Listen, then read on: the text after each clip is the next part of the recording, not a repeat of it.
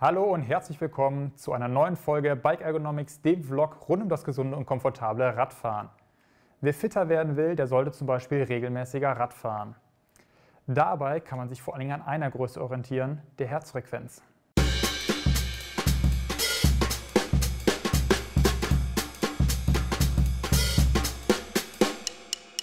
Radfahren ist ideal, um fit und gesund zu werden oder zu bleiben. Wie ihr das richtig macht, das erklären wir euch heute. Mit dabei ist wieder unser Experte, der ehemalige Mountainbike-Profi und Fahrradergonomie-Spezialist Dr. Kim de Voorde. Hallo Kim. Hallo Jan Philipp. Hallo zusammen. Kim, erklär uns doch vielleicht am Anfang direkt mal, warum es sinnvoll ist, mit der Herzfrequenz zu trainieren. Ja, ihr kennt das selber. Ihr fahrt irgendwo los und ihr fragt euch, okay, ist da noch Luft nach oben oder nicht? Und die Herzfrequenz ist eigentlich eine hervorragende Orientierung, um euren Intensitätsgrad zu bestimmen. Kannst du uns denn mal grob den Zusammenhang zwischen Training und Herzfrequenz erklären? Ja, oftmals denkt man ja, wenn man immer Vollgas fährt, dass man dann schnell besser wird. Das ist aber leider nicht so, sondern das Training sollte in verschiedenen Intensitätsstufen stattfinden. Das kann man natürlich mit der Herzfrequenz sehr gut überprüfen. Die Herzfrequenz, die weiß ich so natürlich nicht.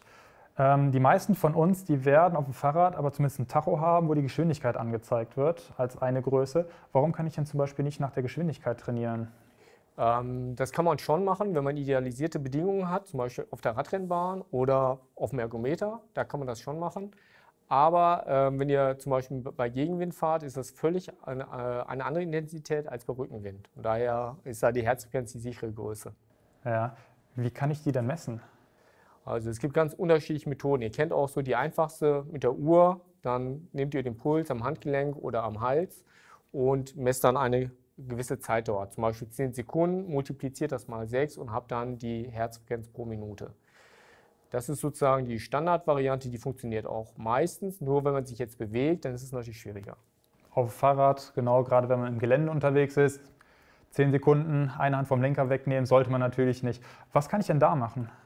Ja, also für die Pulsuhren, die man dort einsetzt, da gibt es solche Sensoren, die werden um die Brust geschnallt, diese Pulsgurte, und da ist ein kleiner Sender dran, der funkt dann sozusagen die Herzfrequenz zu der Uhr und da kann ich das ständig ablesen. Okay, wir haben jetzt hier noch einen Ergometer vor uns stehen, für die Leute, die zum Beispiel lieber Indoor Fahrrad fahren oder Spinning machen. Da brauche ich die, glaube ich, nicht. Ne? Ich habe hier im Griffbereich also Metallflächen. Was hat es damit auf sich? Also oftmals funktionieren diese Gurte auch, die zeigen dann auch den Wert an, oder man hat parallel noch seine Pulsuhr um. Oder man greift einfach hier an den Handsensor, der nimmt dann die Pulswelle dort ab und man hat ebenfalls das Ergebnis simultan immer aktiv auf dem Display. Wie funktioniert das denn genau? Woher weiß der Gurt, welche Herzfrequenz ich habe? Also es gibt so ein EKG-Ableitungsverfahren, das heißt, das Herz pumpt und sendet ein elektrisches Signal, was auch auf der Haut abgeleitet werden kann. Und dieses wird dann mit diesem Sensor gemessen. Das ist im Prinzip Hightech und noch gar nicht so lange, dass es das in dieser miniaturisierten Form gibt. Ja.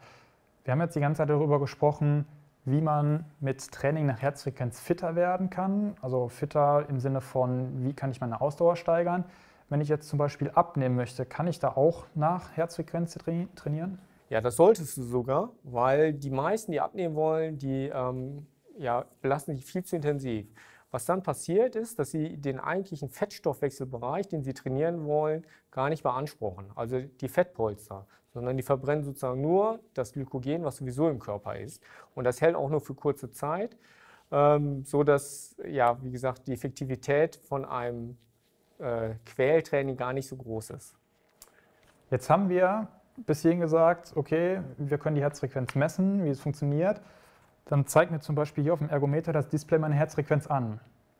Was kann ich denn jetzt mit dieser Zahl 132 anfangen, beziehungsweise woher weiß ich denn, ob das der Bereich ist oder die Herzfrequenz, die gut für mich ist?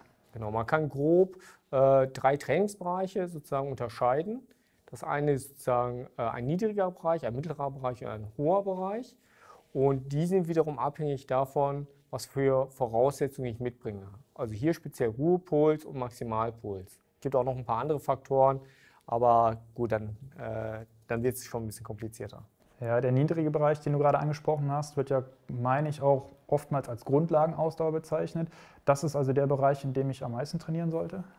Ja, für Ausdauersportler auf jeden Fall. Die wollen ja lange durchhalten und das ist, wie gesagt, auch für die Gesundheit optimal. Das ist eigentlich auch der Gesundheitssportbereich. Dort wird der Stoffwechsel richtig angekurbelt, man nimmt ab, der ganze Körper funktioniert einfach viel besser. Ja. Du bist Sportwissenschaftler, ich fast auch. Uns beiden ist das bekannt, den anderen vielleicht noch nicht so.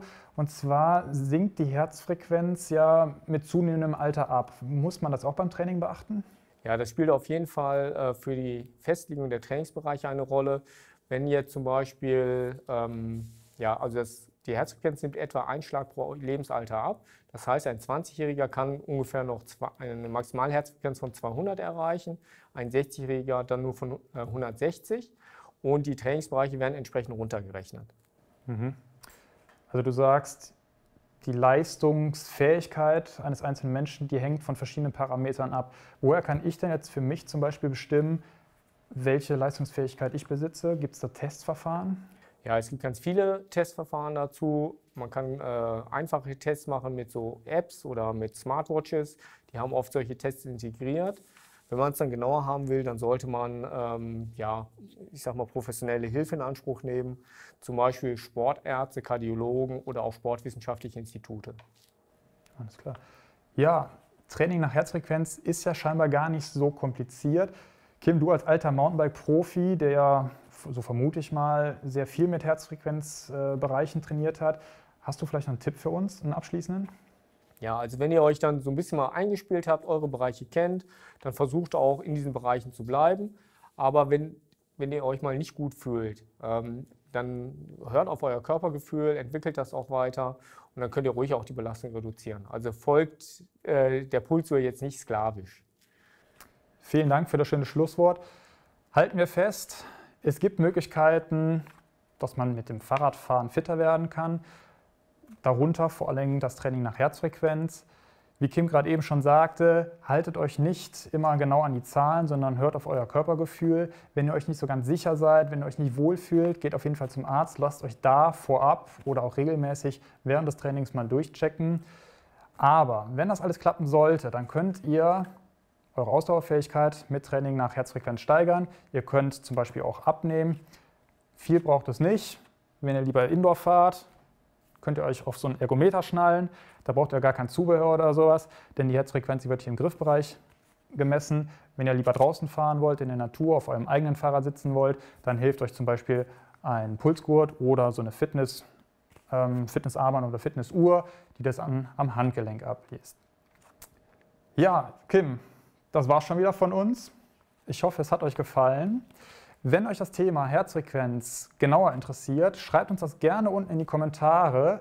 Dann würden wir vielleicht sogar dazu übergehen, eine weitere Folge zu drehen mit detaillierten Informationen zu dem Thema. Falls ihr sonst Ideen, Anregungen oder Fragen habt, schreibt sie auch gerne in die Kommentare oder schreibt es uns als E-Mail an info@bikeergonomics.com. Und ich würde sagen, lasst uns vielleicht einen Daumen da, wenn euch die Folge gefallen hat. Und ansonsten hoffe ich, dass wir uns beim nächsten Mal wiedersehen. Danke euch fürs Zuschauen, macht's gut und bis zum nächsten Mal. Ciao. Ja, bis bald und bleibt uns treu.